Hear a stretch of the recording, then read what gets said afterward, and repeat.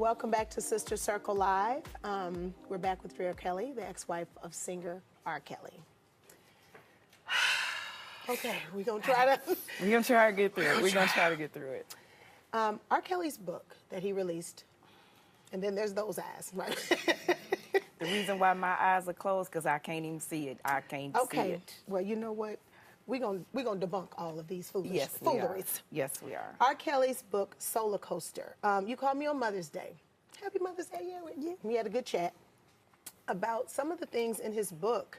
You were perturbed about some of the quotes that were not in alignment with what really went on. Can you talk to us a little about some of those quotes and what is your truth?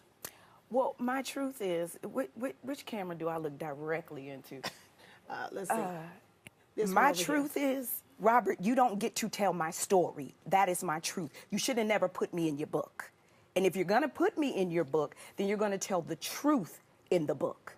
You don't get to tell people that we got divorced because I had a problem with being a stay-at-home mom. We got divorced because I was no longer going to sit and be violated. What he did to me was criminal.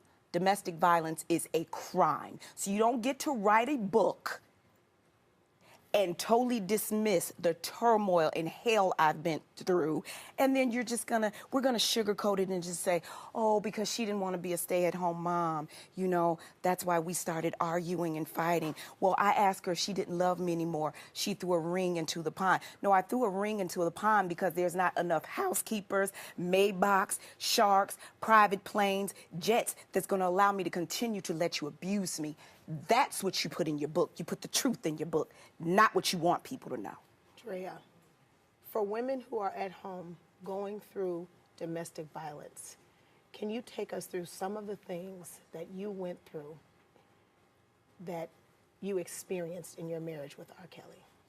The control, the verbal abuse, the emotional abuse, the psychological, the funny thing about it, like I say, we've been women who have survived this. You've been in it for so long that the physical is really the aftermath. And there's no real way to pinpoint it and say, on this day, at this time, this is when it happened. It's typically verbal when it starts.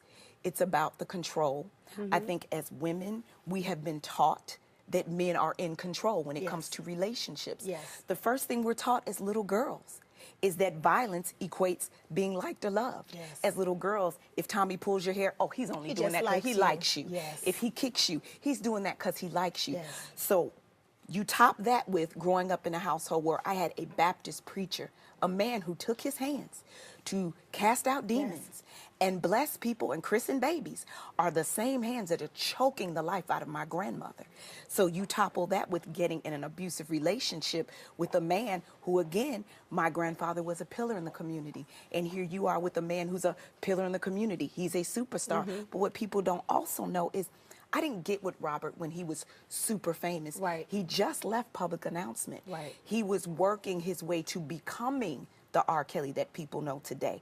And I will say this, and people can take it how you want, but I know my worth. He didn't have a Grammy before he met me, and he hasn't had one since I've been gone. And that does not speak to his music and his genius and his talent. It speaks to the woman behind the man that kept him strong, that prayed for him, that loved on him, that took him in despite your faults. I know what I brought to the table. When you have an inspiration like me, you're gonna get a Grammy. But when you do me wrong, you're not going to get a Grammy. God is very real about how you treat your wife. And until he makes it right by me, he thinks he's living in hell now. He hasn't seen anything yet. And that's not a threat, that's a promise from my father. Andrea, some will say that R. Kelly, is living in his darkest hour now. He hasn't seen his darkest hour. What was your darkest hour, though? What was yours? My darkest hour was being in Miami. Took Joanne, Jay, and Rob to Parrot Jungle Island. And we went and took pictures. And back then, what people call photobombing now, back then, and I'm gonna tell you how long ago this was. You had to go take film to get developed at Wolf Camera or Walgreens. So it was a throwaway camera. It was a yes. So no filters. No filters, no. And we're looking at the pictures. So, you know, when you get them in the envelope, you don't see the picture. So we're sitting there, we're going through the pictures. And Joanne is sitting at the foot of the bed. And I guess someone jumped into the picture, guys in the back of the picture like this. So we're looking at the pictures, we're having a good time, and he goes, "What the F is this?" And I'm like, I don't know what you're talking about because I haven't seen the pictures either. And this is Robert saying Yes, this. Robert saying this. You know I don't play that. Who the hell is this in this picture with you? You ought to have eyes in the back of your head. First of all, who has eyes in the back of their head? I can barely use the ones in the front. But okay. What was so different about that moment was Joanne. She's looking at the pictures and she looks up to her dad and she goes, "Daddy, why are you being mean to my mom? Why are you talking to her like that?" And it was like a light switch went off. And I said to myself, "Drea, you have to make a choice right here and right now. If you stay, you are signing her name on a contract she never read. If you stay and she ends up with an abusive man and you tell her to leave, you are a hypocrite, because her answer to you is going to be, why would I leave him when you stayed with my daddy all these years?" So that was going through my head. And I just remember thanking God, because in that moment I knew I didn't have the strength to leave him yet. But my baby girl gave me the power.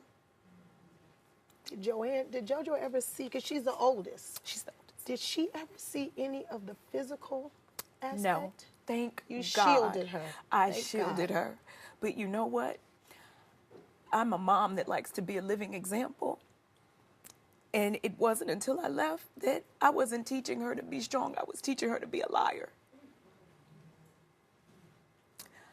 I was showing her how to hide bruises. I was showing her how to be a lady of grace in turmoil. And that's not what I wanted for her or Jay or Rob. I didn't want them to end up like some kids that come home and their mom is dead and they don't know why.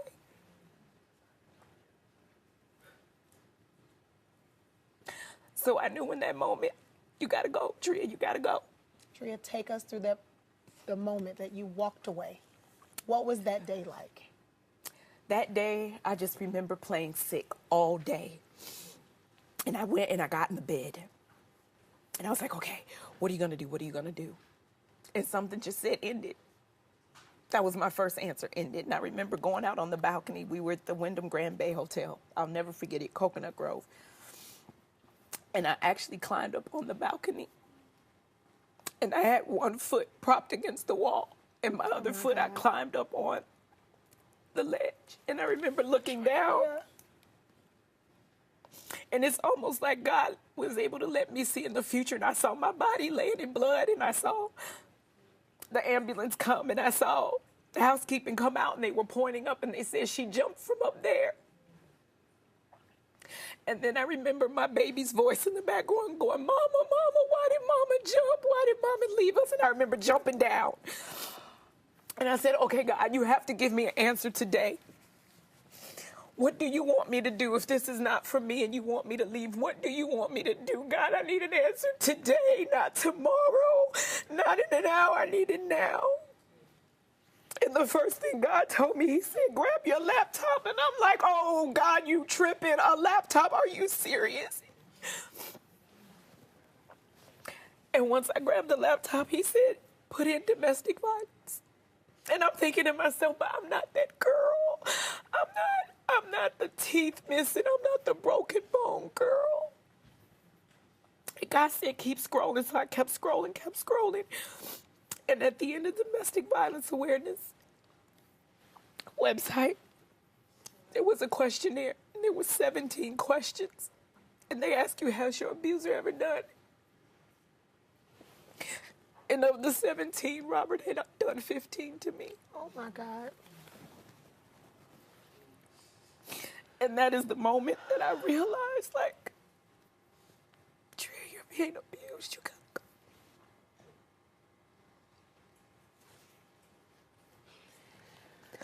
We want to mention again that we did try and reach out to our Kelly and his representatives, and we have not gotten an answer.